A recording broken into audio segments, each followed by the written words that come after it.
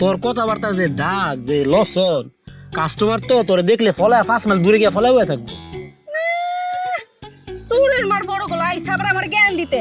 এই টাকা দে, টাকা না দিলে কিন্তু আঙ্গুল বাঁকামু। এই আমি টুহাই, আমি রাস্তার থাই, এই পর্যন্ত ঠিক আছে। এটার মানে বললাম এটা না যে আমার কোনো মান সম্মান নাই গা।